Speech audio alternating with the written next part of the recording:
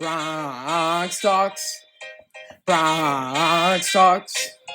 Bronx Talks. Bronx Talks. Bronx for talks. News, interviews, hot takes. Bronx Talks. Bronx Talks.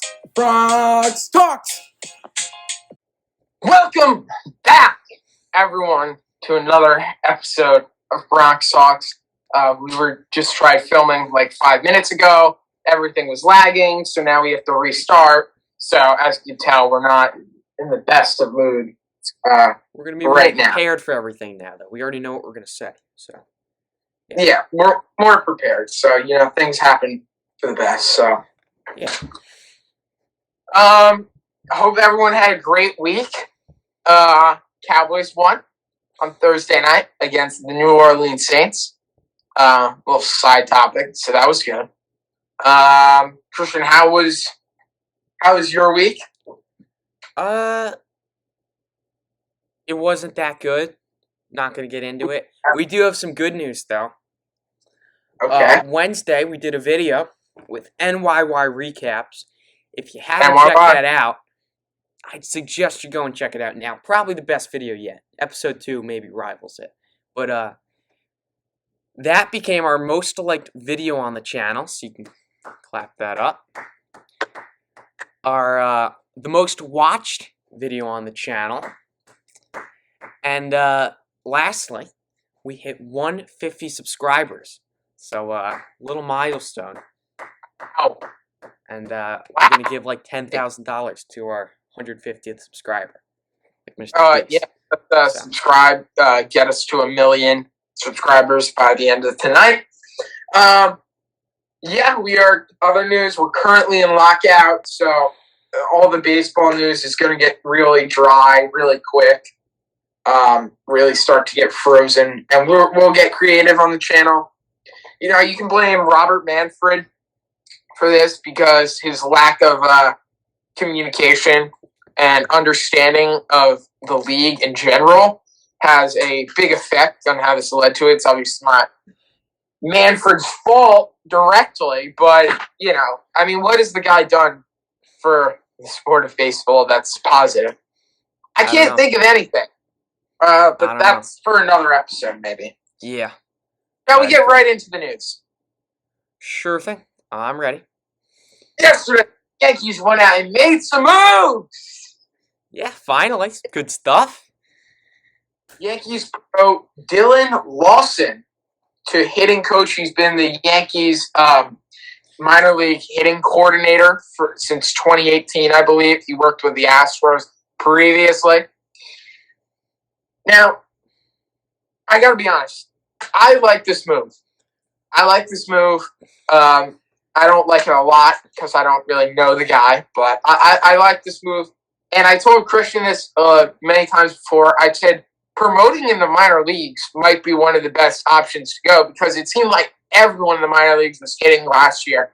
And not just hitting, smacking the ball. I mean, you had guys like Peraza who were tearing the cover off the ball, Volpe, obviously Hoyjun Park traded Pittsburgh, but he was really hitting well in the minor leagues and kind of came onto the scene there. So, and all their averages were like middle 300s, just kind of really, really sharp numbers. Yeah.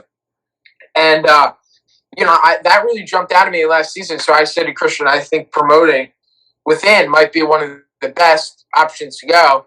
And that's what they did. And yeah, congrats to Dylan Lawson. This is big job for him. And yeah, I like this move. I like this move. I don't like it a lot. I like it though. Yeah, you didn't need a Barry Bonds as your hitting coach. You didn't. You just needed. Look at Matt Blake. No one knew who he was, and he comes in. The Yankees have one of the best rotations. In the MLB, and they weren't supposed to. That was supposed to be their weak point, their rotation. So you didn't need a big guy. The hitting coach isn't teaching the players how to hit. All the players, they're already in the MLB. They already have their swing established. Everyone's a different type of hitter. Maybe the hitting coach brings a new approach and stuff, but the hitting coach is mainly keeping the guys on track. And I think that was something that teams just could not do. I mean, you look at Torres, the guy, he was completely unbalanced. It was something you could watch on TV and say, I mean, I could take a better swing than this. And I mean, you wouldn't be kidding. And it's crazy to think he could go 5 months into the season without fixing that. Same thing with Stanton. Stanton, yeah, obviously he turned it around eventually, but for 2 months, he was miserable. Fastballs in the dirt, he was swinging at. And that's where I get concerned where Thames was just nothing. And I would blame part of the inconsistency the Yankees had this season on Marcus Thames. Because the hitters, when they would get in a slump, they just couldn't figure it out. Well, I mean, yeah, totally. I mean, the offense was extremely inconsistent, and Thames probably should have been fired in the middle of the season, rather than wait out till the end of the year. Like a lot of things, like when they acquired Joey Gallo, Gallo was like a 214 hitter or something like that when they acquired him. The guy was batting like 168. You have to have some blame for that. I think Thames is just clueless. I was shocked Miami hired him, but wouldn't be surprised if the Marlins, have like a stacked lineup and just hit the ball, smack the ball around the field now, because that's usually what happens. Another thing with Thames, by the way, here I just found it. So Gallo, he had 9 double plays in his whole career, and then he goes over to the Yankees, in maybe first or second week. He has 2 double plays in 2 days. It was, what? The Yankees were a double play team. We really like this guy. Yeah, he's a lefty, but also no double plays, which has been a huge issue.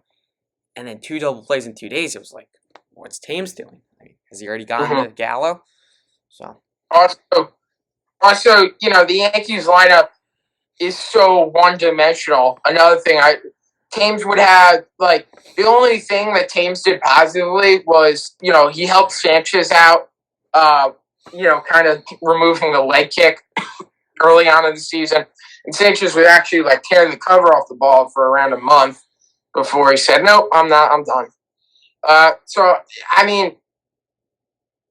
The lineup is just so one-dimensional. You got to have guys, being able to do different things in the lineup. You can't have every hitter do the same thing. But, there were so many ground balls.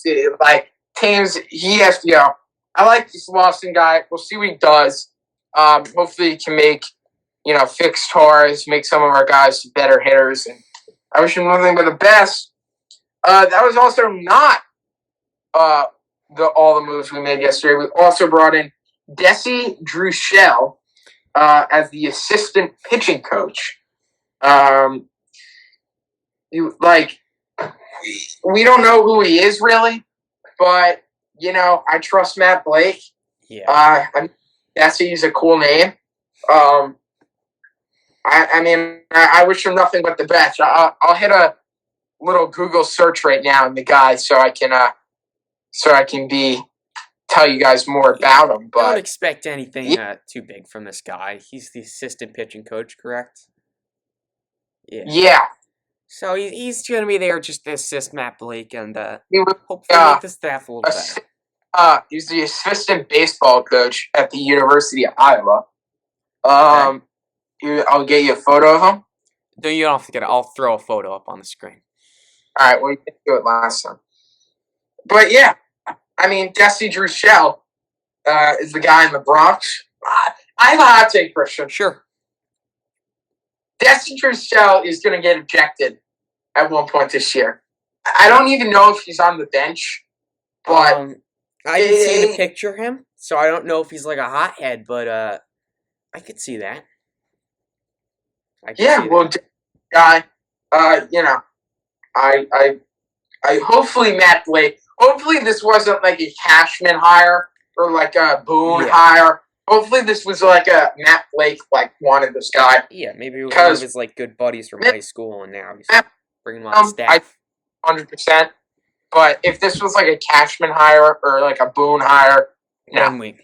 And so now that's basically it. We just need our first base coach, and I expect that to be another one.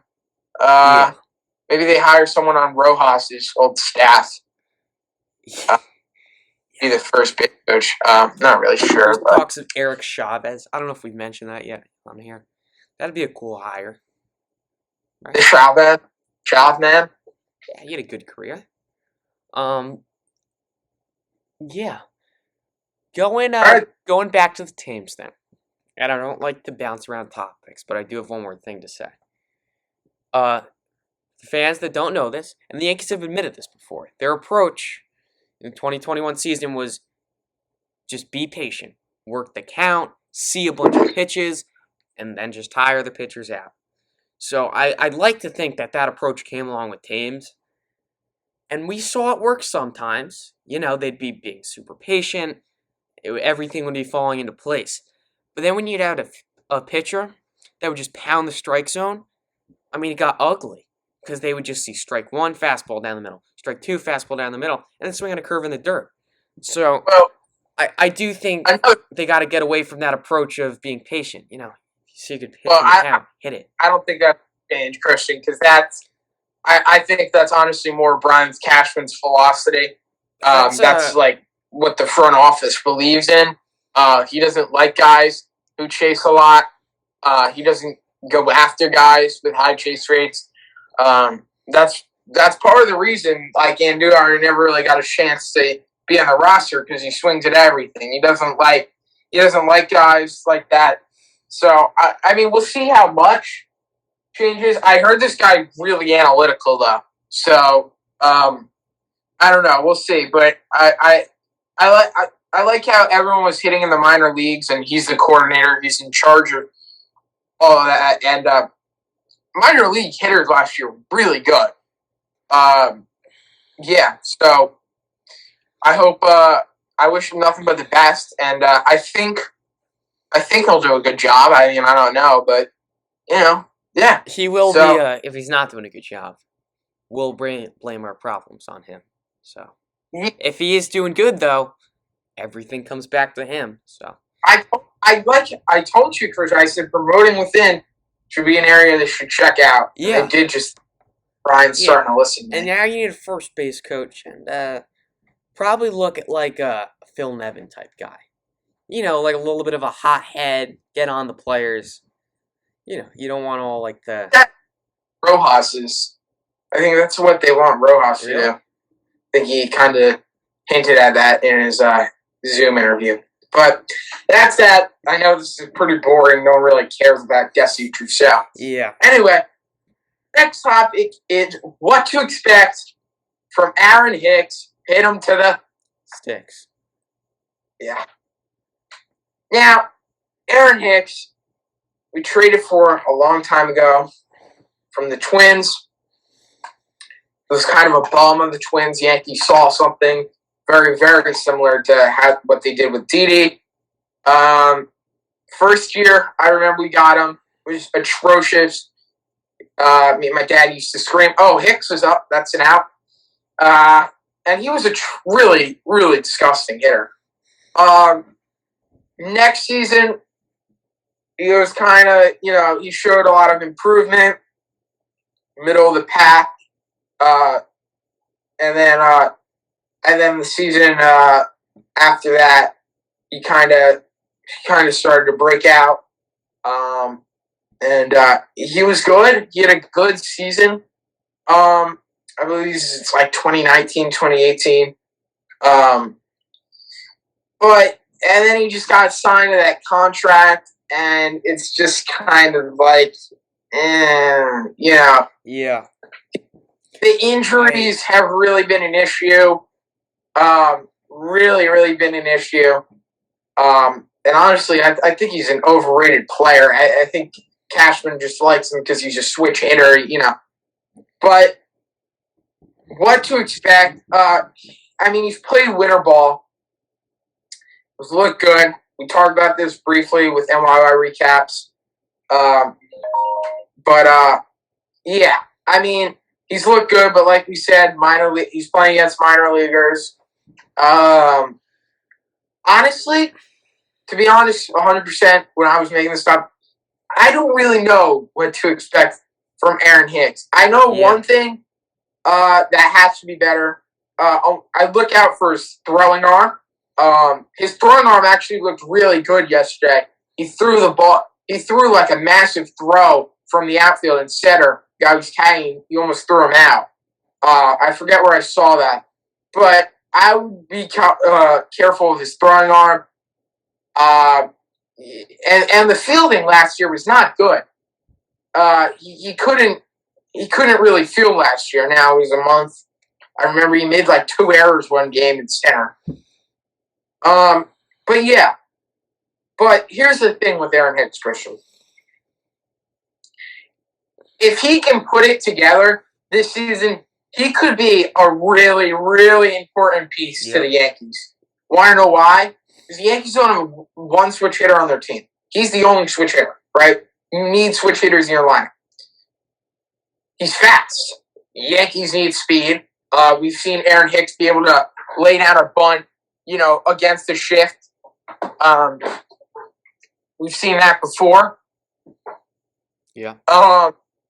And he's fast, like I said. And these are all tools that the Yankees don't have, that they need. So, but the question is, will Hicks stay healthy, and will he perform to the abilities of a good player, or the player we need? That's the tricky part. But if he can put it together, he could be a very important piece for the Yankees. And as I told Chris before, he's kind of like a lottery ticket. Because if he puts it together, he could be extremely valuable to the team. Yeah, he's got a lot of good skill sets. He has a pretty good eye. Really good eye. He's, as you said, he's fast. He has a really good arm. I mean, the problem is he strikes out. And the defense has been a little shaky at points. So, if he can put it all together, that could really be the make or break for the Yankee season. However, I really think you have to go out and get a center fielder. Because I think putting all the trust in Aaron Hicks is really insane. I mean, we're talking about if Hicks can be even half as good as we hope. I mean, what if he gets injured again? You're going to be completely screwed. And you want... Yeah. If Aaron Hicks gets injured, your entire season's pretty much... They have like a rotation of Judge and Florial in center. That is not sustainable for a whole season. So, I don't get how you're willing to bank your entire season on Hicks being healthy or good. So I would... Yeah. And look, I'm not saying Hicks has the potential, Cashman sees it in him. Everyone sees it in him. He has the potential, but who's to say he's going to figure it out? So I think you definitely need a center fielder. I just don't know. I mean, you have to get one via trade. Brian Reynolds, that might be too much. I don't even know if I would do Brian Reynolds, because then you might be blocking Dominguez. I don't think Reynolds or any of those big name guys are like available. I think teams just kind of reached out. I mentioned Mark Hanna could have been a good backup option for center field, but now who? Mark Hanna. Who? Well, I mean, the Yankees do have issues. Taylor could have been a good backup option. They are really screwed if Aaron Hicks gets hurt. Also, that's like one place where they don't have depth. I mean, Gardner, he's still a free agent. I see them bringing back Gardner. Gardner can't start though anymore. Sure. I'm fine if Gardner wants to have the role that he was supposed to have last year. And he was hitting at the end of last season. He was actually really hitting. So I'm fine with that. But you got to make sure he stays in that role, okay? Because I'd rather have Brett Gardner, a veteran, in a big spot, maybe in a playoff game, than like some guy I never heard of. So I think Gardner's a fine depth piece, but you got to. I don't want him playing that position. And center field's not really somewhere they have depth. Another place they don't have depth, kind of off topic, first base. They don't have a backup first baseman at all. You got to imagine Voigt's gone, but as of now, Voigt's like the starter. But you got to imagine Voigt's gone. They don't have a single guy until single A who's going to play first base. You do have DJ LeMay, Ryan. You do have DJ LeMay who could step in. You could. You'd have to move people around the infield, but they don't have one backup in their system. They don't have one guy, and a team so injury prone. They're gonna need a first baseman. They're going to need someone in AAA. Yeah. And one guy that NY Recaps actually tweeted that Greg Burr actually had a good season in the minors last year, but I don't know if I'm a Birdie fan. But they need to get someone in AAA. They need a backup first baseman. Yeah. And the Yankees do have depth, but I think center field, you have Florial. You could be, but he is a. I think Florial needs some more time in the minors. I don't know if he's ready yet. Yeah, but the Yankees have some depth. Just first base and center field are a little bit sketchy. They did have Greg Allen. What happened to him? Why? I don't understand why they couldn't have Greg Allen on the team as like a fourth outfielder. Like the only thing the guy doesn't have a great arm. That's it. He's switch hitter, speedy. Also, if Aaron Hicks gets hurt, you see this a lot in the NFL when they build their backups because the way they use their offense is in a certain way. So their backup can do the same. Like, for example, a team like the Baltimore Ravens. Lamar Jackson's their starting QB. He's fast, he's athletic. But Lamar's backup is also fast and athletic who can scramble and stuff like that. Mm-hmm. And they need this because they put the guy in. They put, Tyler Huntley in. He's not as good as Lamar, but he does the same things as Lamar, just not at a higher level. So it's the same thing.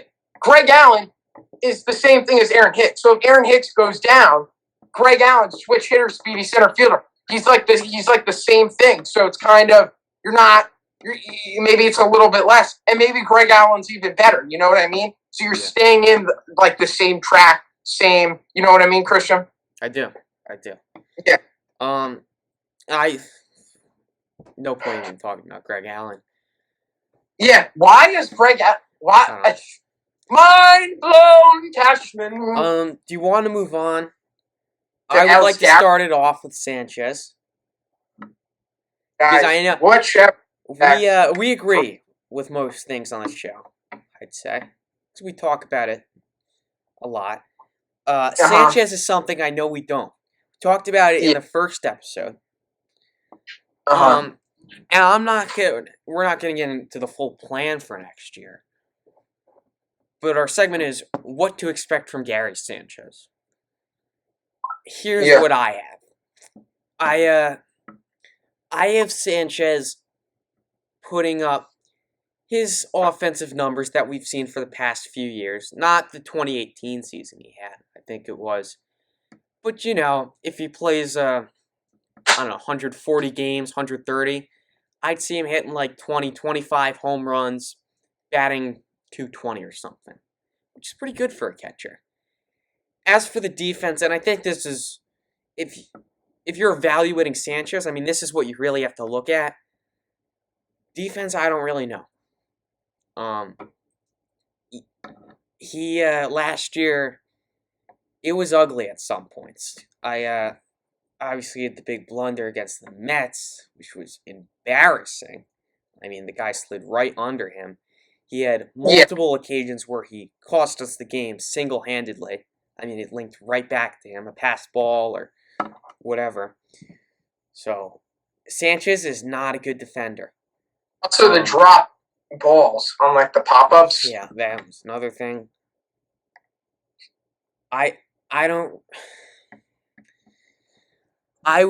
If I were to have to guess, I'd say Sanchez gets a little better from last year.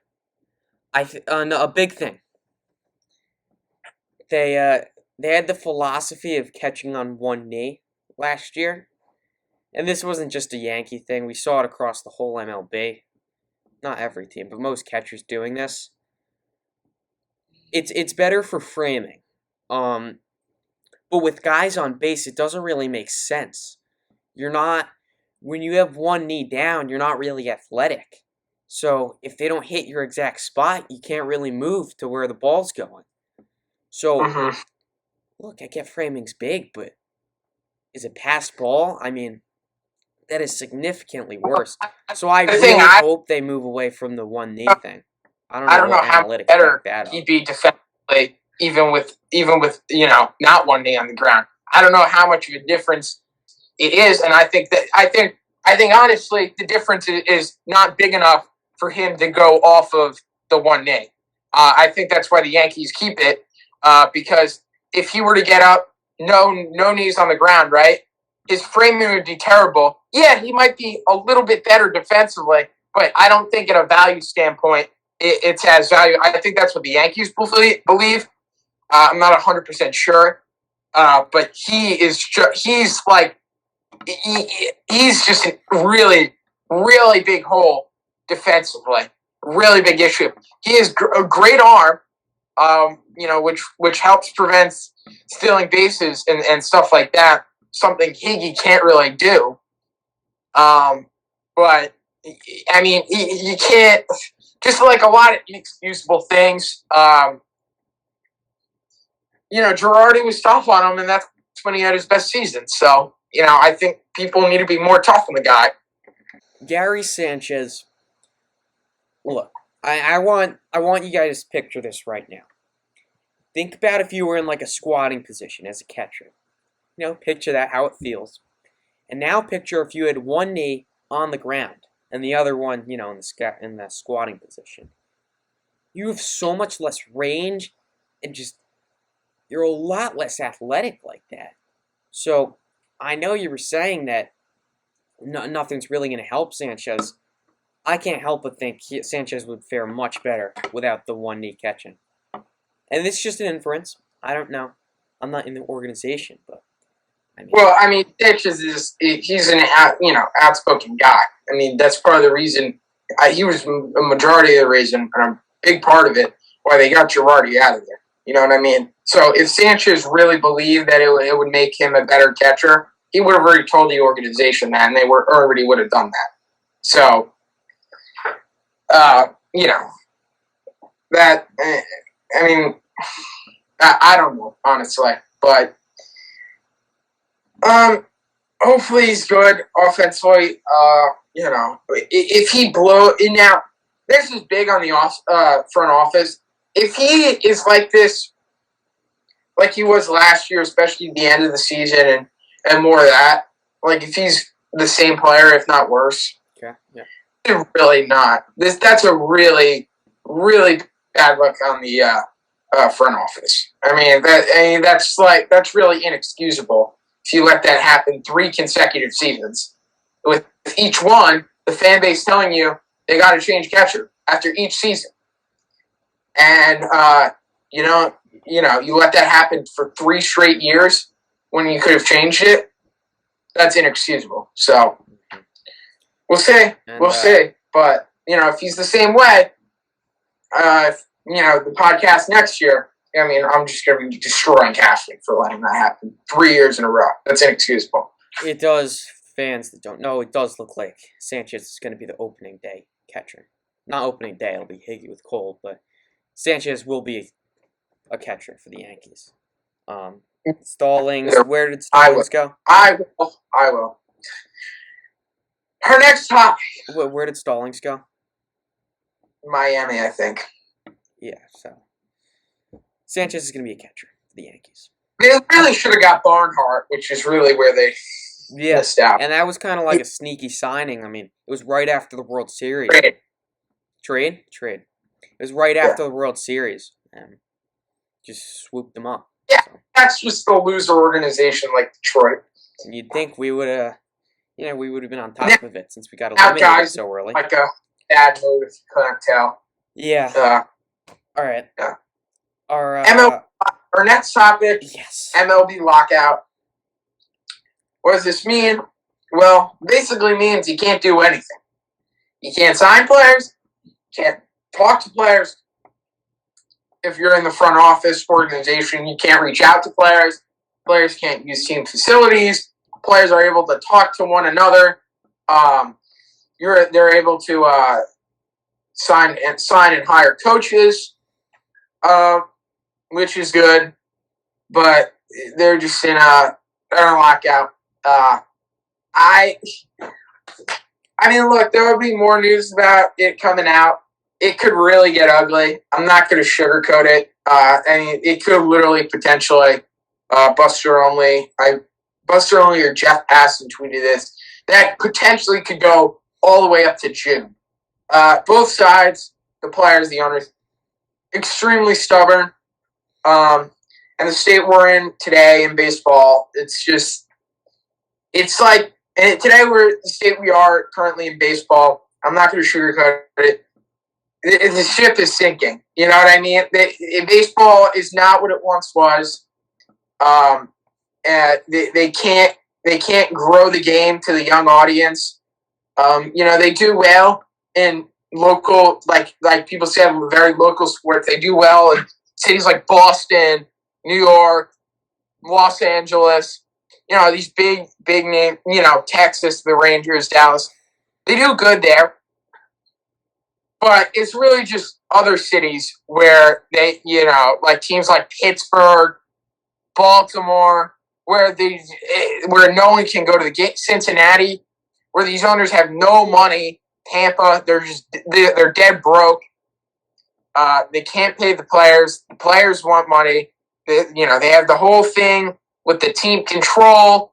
It was a terrible look last year with the part owner of the Mariners talking about Jared Kelenic saying, "Oh, we're not going to call him up. We're not going to call him up until the next season, so we can have." We didn't call him up last season, so we could get one more year of service time. And players file a grievance, and it usually doesn't work. So they're just really in a bad place right now. It could really get ugly. You just gotta hope that they can just find some kind of agreement. And honestly, until they get Manfred, baseball is going to continue to just go down. Yeah, they gotta get until Manfred, gets out of there, because Manfred doesn't know what he's doing. Baseball needs someone with a bright mind, and the horizons to expand, stuff like that. Yeah, I agree. And I mean, going along with baseball, 2020 was terrible. And most sports were. Most sports didn't do that good in 2020. Baseball also really struggled. And it got a lot better this year, If you're going to have another season, starting the season late, if you then mess up the playoffs, I mean, that could just be a complete disaster. So you hope they get it figured out.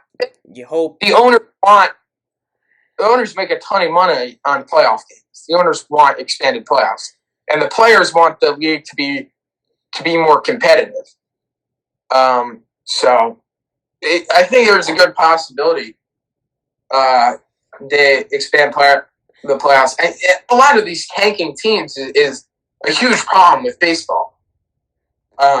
There's literally a third of the league is just terrible, and no one's going out to watch a team that's going to finish in 4th or 5th place. No one's doing that. So they're having big issues.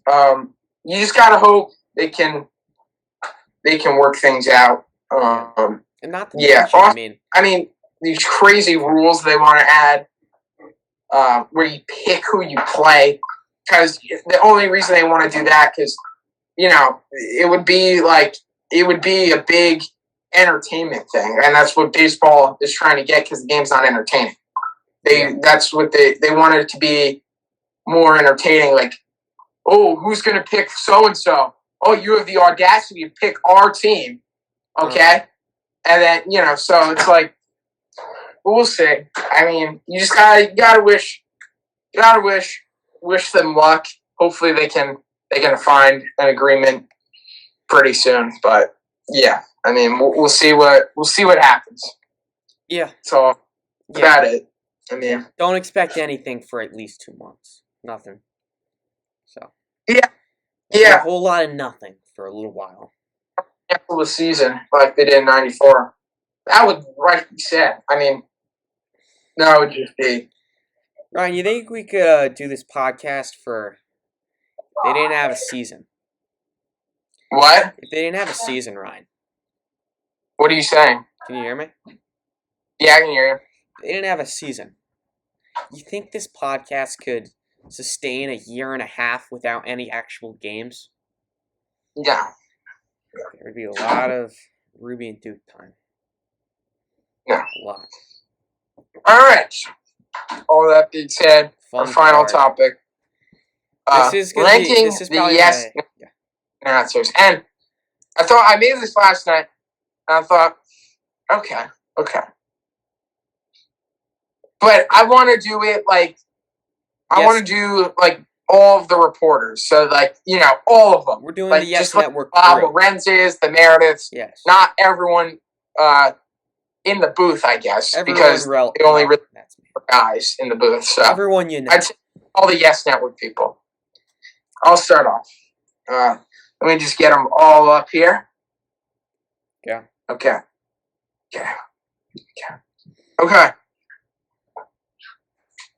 Do you want me to go from top to least or least to top? Least to top. I already know. We already know who's. Yeah. Okay. So least to top. The worst one, in my opinion, is Ryan Ruocco. I can't stand him. He's kind of like a weird-looking human. He's extremely annoying, extremely irritating to listen to. Just screams when anything happens in the game. I hate Ryan Ruocco. I also hate John Sterling too. A lot of people like him because of his home run calls. That's too far. That's way too far. He's an atrocious. If you listen to him on the radio, I mean, he's a joke. Did you see last year with the monitor? He thought they showed a replay of Judge hitting a home run. I mean, the guy's up there in age, but he's not. You can't make fun of Judge. My dad hates him even more. My dad said if he left the Yankees, first thing to do would fire him. And Susan Waldman, his buddy, is also really bad. All right, that's way too many shots. It's not really up for discussion, right? It is. Yeah. All right, I love Bobby Lorenz. I love the guy. He's just so. I love his seventh inning reports. What's going on around the league. Love Bobby Lorenz. So I'd probably put him above. I'd put him above Ruocco. Above Bobby Lorenz, I would put Jack Curry. You gotta love Curry. Really knowledgeable about the Yankees. Really good analyst. Knows the game really well. Also, really good finding trades, rumors. Always usually one of the first to report a Yankee move. Above him, I would put David Cone. I like David Cone a lot. Really, really, really knows pitching. Really does. Sometimes he's a little out there, some of his comments. He's kind of off topic of baseball. But also, the Yes Network needs to stop. I feel like every broadcast they talk about Ray Guy, the Hall of Fame punter. It's unbelievable how much they talk about Ray Guy. I honestly got really mad once. It was like four straight games they were talking about Ray Guy. Ray Guy, the punter. Unbelievable. Which is part of the reason I put David Cone, kind of lower. But I like David Cone. Really, really knowledgeable about pitching. Really is. Above him, I would put Paul O'Neill. I love Paul. He's a really funny guy in the booth. Always there to crack some jokes. Making fun of Michael K's head. Really, really, really good. Sometimes, like Coney's, a little off topic. He's there down there in Studio 21 from Cincinnati. Hopefully, this season we can see him back there in the booth. But yeah, that's a great job. Going to your basement. You get paid like a few $1 million a year to call a Yankee game in your basement. for half the season. Yeah. So, yeah. Also, being an announcer, broadcaster, is usually better way to go than actually being a player because most of them make more money, but more money than the players by a lot. That's a tough job, and I would say Yeah. very underrated in terms of tough. I mean, having to just talk constantly for 4 hours straight, your voice probably just kills after the day. Yeah, but I think you've done it enough. I mean, listen, I definitely want to do Paul You can't even ever like enjoy the games. You're just constantly, I don't know. Yeah. Continue. Paulie, I'd probably put Ken Singleton. Obviously, it was his last game last year. So we wish him nothing but the best. The Oriole and Net. He's Oriole and Met in his career. He's really good. Calm voice to listen to. He has that lookout call that everyone likes. Like I said, really knowledgeable about the game. Tells a lot of great stories. Really, really good. Above him is Michael Kay. And Michael Kay is like God tier. I honestly think they should put Michael Kay on some of the Fox games, and he was on a couple primetime games. He's really good, not too obnoxious, loud like a Rucco, and he's just as calm as Singleton. He has the great calls, like the 3,000 history exclamation point. He has his calls are famous, like the Garrett goes, see ya. Just unbelievable calls, and he's a great guy. I wish I could be Michael Kay sometimes. Has a great life. All right, then, it's definitely someone you guys should look up to. And number one, Meredith Marakovitz is number one. Great on the field reporter. She asks a ton of great questions. She's pretty knowledgeable herself. Knows the team really well. Knows the guys really well. You gotta love Meredith. You gotta love her. And she's just awesome. Awesome. And I'm so glad we have her on the S Network. Yeah, that's about it. And Christian, yes. I have trivia. What does the Yes and Yes Network stand for? Oh, Yankees Entertainment Network? No, the S. You got the first two, right? Wait. Isn't it like Yankees Entertainment Sports Network? Yeah. I got that. Alright. My list. Ryan Rucco last. Similar reasons to Ryan. We've ranted about him before to each other. Next up, I have someone you didn't even mention Ryan because this guy's so forgettable. John Flaherty. Yeah. You forgot about him because he doesn't really do much. And there's nothing against him. He doesn't suck. He's just low because he's just not... trivia about him. Not memorable. I'm doing my list the game right now, but... dived into the stands. He actually hit the walk-off double. Cool. Next up, I'm gonna put David Cone. I like David Cone. I just I don't know what it is. Obviously a great pitcher, knows his stuff, but just a certain vibe he gives. I don't always love the commentary. Next up, I have Jack Curry. Really solid guy. Love the you gotta love the post game show. That's a great one. That's really all I got on Jack Curry. Next up,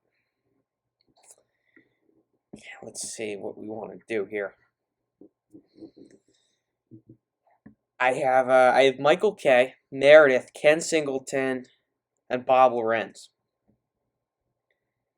Bob Lorenz, number 1? No. I'm going through my list, seeing how I want to rank them. I'm going to put Ken Singleton 4. Okay. He was awesome. He would usually do the West Coast games. I don't really like the West Coast games. So that his ruined the impression, sort of, that he gave. But he was a really great guy. As you said, best of luck to him. Number 3, Meredith isn't going to be 1, by the way. Number 3, Meredith. Wow. A great reporter. We're trying to get her on the podcast because, Yeah, she's great for I the don't game. think she's going to feel so happy that you ranking her 3. 3's pretty good. We're in their territory. Look, I love the whole Yes Network. All right, they're all great. They're all doing it for the team. Meredith 3, again, she's a great reporter. Props to her. Everything she's accomplished. Number 2, Michael K. 1. I love Michael K. Good stuff. And number 1, I have Bob Lorenz. So. Bob Lorenz? Yeah. What? Something against that? No, but he's not above Meredith. Yeah, that's... You're going to have to get terrible points off on that list. No. Yeah. I can't have the same list as you, I've Ryan. been watching the Yes Network since I was like 5 years old. I know Bobby, great guy, love him, but he's not nearly as Lorenz there. is 1. I don't know what to tell you. It's my list. Well, it's a bad one.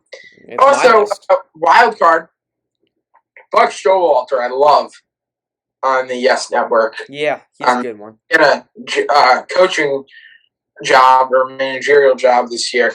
I hope he stays on the Yes Network because really, really knowledgeable, funny guy too.